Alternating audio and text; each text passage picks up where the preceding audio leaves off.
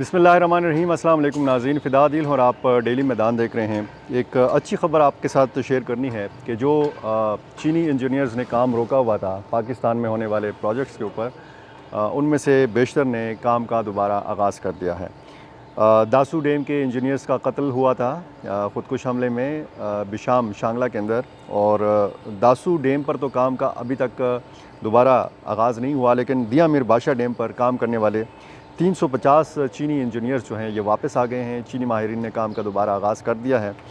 इसी तरह तरबेला 5 जो तोसी मनसूबा है, यहाँ पर 250 के लगभग चीनी इंजीनियर्स काम कर रहे थे। उन्होंने काम रोका हुआ था, ये भी बहाल हो गया है। और 190 चीनी इंजीनियर्स जो हैं ये मोमन डैम पर काम करते थे, इन्होंने काम नहीं रोका हुआ था। लेकिन अभी जो काम अभी बहाल होना है वो दासू हाइड्रो पावर प्रोजेक्ट का होना है। यहाँ पर 741 चीनी माहिरीन काम करते थे और 5000 से ज़्यादा यहाँ पर मकामी यानी पाकिस्तानी माहिरीन और मज़दूर काम करते हैं।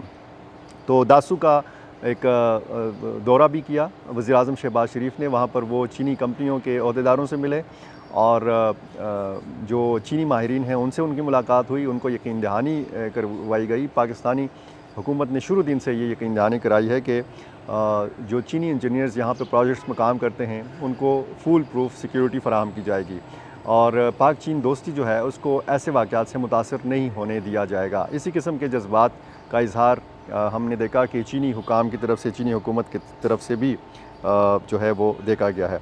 एक ख़बर आपके साथ अफ़गानिस्तान से शेयर करनी है कि पिछले कई दिनों से अमरीकी ड्रोन्स तैयारे जो हैं ये परवाज़ें कर रहे हैं अफ़गानिस्तान के मुख्तलिफ़ सूबों में। और ताज़ा तरीन इत्तला ये है कि मुल्ला हिब्बतुल्लाह जो सुप्रीम लीडर हैं अफ़गानिस्तान इमारात इस्लामी के, उनके घर के ऊपर जहाँ पे उनकी रिहाइश है उस रिहाइश गाह के ऊपर अमरीकी ड्रोन तैयारों की परवाज़ें देखी गई हैं।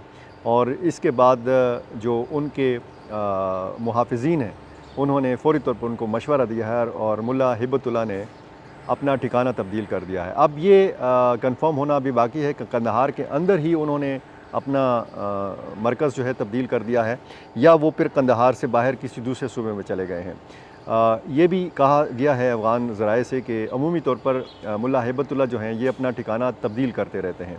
ये कंदहार के अंदर भी 6-7 मुख्तलिफ़ जगहों पर क़याम करते हैं और जिस गाड़ी में वो सफ़र करते हैं आम सी गाड़ी है, उनके पास कोई प्रोटोकॉल नहीं होता, कोई हिफाजती दस्ते नहीं होते और लेकिन इंतहाई एहतियात के साथ वो मुख्तलिफ़ सूबों में भी जाते हैं, कंदहार में ज़्यादातर वक्त गुजारते हैं, काबुल भी जाते हैं। और लेकिन उनकी ये जो आमद व रफ्त है, उनकी ये जो नक़्ल व हरकत है, ये इंतहाई खुफिया रखी जाती है और इस तरीके से कोई सायरन नहीं बजाया जाता, कोई ऐलान नहीं किया जाता, कोई प्रोटोकॉल नहीं नज़र आता, उनके लिए कोई सड़क नहीं बंद की जाती। इसलिए उनकी आमद व रफ्त जो है, उनकी नक़्ल व हरकत इंतहाई आसान भी है और इंतहाई उसको खुफिया भी रखा जाता है। एक बयान सामने आया है अफ़गानिस्तान के नायब वज़ीर ख़ारजा नायब वज़ीर दाखिला मोहम्मद नबी उमरी की जानिब से। उन्होंने अफ़गानिस्तान में एक तकरीब से ख़िताब किया है और इसकी वीडियो सोशल मीडिया पर दस्तयाब है।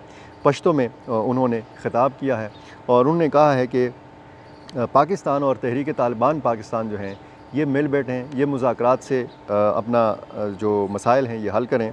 पाकिस्तान में तशद्दुद के वाक़यात के शोले अफ़गानिस्तान पहुँच रहे हैं, ये अफ़गान नायब वज़ीर दाखिला का बयान है। और उन्होंने कहा है कि पाकिस्तानी हुकूमत और इस मुल्क से लड़ने वालों को मैं मशवरा देता हूँ कि जंगें हमने बहुत देख ली हैं, हमारा बड़ा तजर्बा है जंगों में, हमारा इनकलाब के हवाले से भी बड़ा तजर्बा है।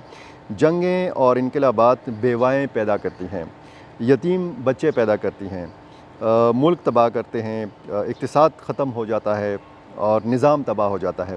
आप मुज़ाकरात करें और आपस में सुलह कर लें। और इस तकरीब से जब उमरी साहब ने ख़िताब किया तो उन्होंने कहा कि अगर पाकिस्तान की 10 लाख फ़ौज है, ये अगर 1 करोड़ भी हो जाए तो फिर भी आप ये जंग नहीं जीत सकते। इस बात पर उस तकरीब में तालियां भी बजाई गईं और उन्होंने पाकिस्तान से लड़ने वालों को अपना भाई कहकर पुकारा और कहा कि हम आपके काम में मुदाखलत नहीं करते, लेकिन आपको हमारा मशवरा है कि आप 100 साल भी लड़ें, आप कामयाब भी हो जाएं, आप वज़ीर दाखिला और वज़ीर दिफ़ा भी बन जाएं, इससे हमें कोई लेना देना नहीं है। लेकिन पाकिस्तान में ये जो लड़ाई है इससे हमारे लिए मुश्किलात पैदा हो रही हैं और इस आग के शोले ये अफ़गानिस्तान तक पहुँच रहे हैं। ये एक बहुत बड़ा बयान है اور یہ اس چیز کا ادراک ہے کہ افغان حکومت کو بھی اب سمجھ آنے لگی ہے کہ پاکستان کے مسائل جو اندرونی طور پر سیکیورٹی کے ہیں اس سے افغانستان کس حد تک متاثر ہو سکتا ہے۔ پہلے یہ کہا جاتا تھا کہ، اور پاکستان کا ہمیشہ یہ موقف رہا ہے کہ ایک مستحکم، ایک پرامن افغانستان جو ہے یہ پاکستان کے مفاد میں ہے۔ اب افغانستان کو بھی سمجھ آنے لگی ہے کہ ایک پرامن اور مستحکم پاکستان جو ہے یہ افغانستان کے مفاد میں ہے۔ تو اب دیکھنا یہ ہے کہ اس مشورے پر عمل ہوتا ہے یا نہیں۔ خود افغان حکومت کیا اس حوالے سے کردار ادا کر سکتی ہے؟ کہا جاتا ہے کہ اگر افغان حکومت کی جانب سے، افغان طالبان کی جانب سے، ملا ہیبت اللہ کی جانب سے ایک فرمان جاری کیا جائے، ایک فتویٰ جاری کیا جائے کہ جی پاکستان میں اس قسم کی لڑائی لڑنا جائز نہیں ہے کہ جس طرح کی لڑائی افغانستان کے اندر لڑی گئی امریکی افواج کے خلاف یا امریکی اتحادیوں کے خلاف، کیونکہ پاکستان اور افغانستان کے حالات میں بہت زیادہ فرق ہے۔ اس تقریر میں جو افغان نائب وزیر داخلہ نے کی، اس میں انہوں نے کوئی پیشکش نہیں کی کہ جی ہم ثالثی کے لیے تیار ہیں، اور یہ نائب وزیر داخلہ ہیں اور زیادہ تر ان کی باتوں کو تو اس سے زیادہ ملا ہیبت اللہ، ملا محمد حسن اخوند جو عبوری وزیر اعظم ہیں، وزیر داخلہ اور وزیر دفاع، وزیر داخلہ جو ہیں سراج الدین حقانی ہیں اور وزیر دفاع جو ہیں وہ ملا یعقوب صاحب ہیں، یعقوب مجاہد جو ملا عمر کے صاحبزادے ہیں۔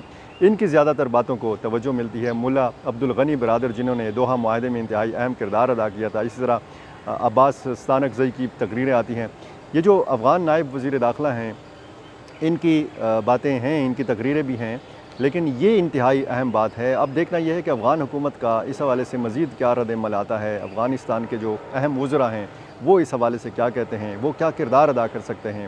تو اس تقریر سے یہ بات بھی ثابت ہوتی ہے کہ افغانستان کے اندر کوئی نہ کوئی ایسی سوچ پائی جاتی ہے کہ ایک بار پھر وہ یعنی افغان طالبان اپنا کردار ادا کریں اور پاکستان کے ساتھ جو معاملات ہیں، خصوصاً ٹی ٹی پی کے ساتھ جو معاملات ہیں، وہ بات چیت کے ذریعے حل ہوں اور اس سارے سلسلے میں وہ اپنا کردار جو ہے وہ ادا کریں۔ اب تک کی یہ افغانستان سے اور پاکستان سے اپڈیٹس تھیں، اور جو بھی نئی اپڈیٹس ہوں گی میری کوشش ہوگی کہ آپ کے سامنے رکھوں۔ بہت شکریہ۔